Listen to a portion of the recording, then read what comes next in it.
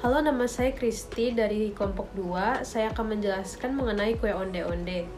Pastinya semua sudah tahu kue tradisional ini.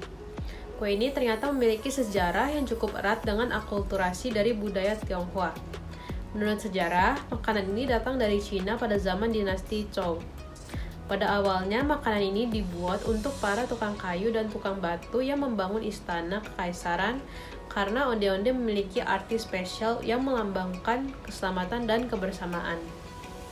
Kue ini masuk ke Indonesia oleh pedagang yang berasal dari Cina.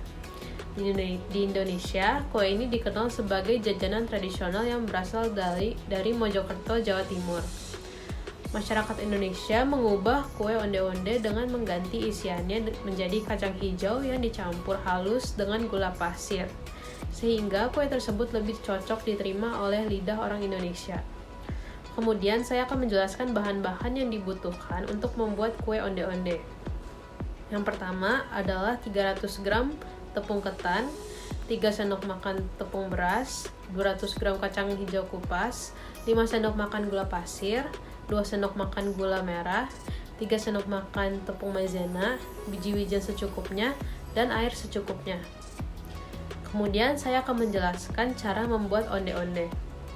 Yang pertama adalah ambil kacang hijau yang telah dikupas dan rebus hingga empuk, kemudian campurkan kacang hijau dengan gula dan maizena. Setelah itu lumatkan hingga lembut.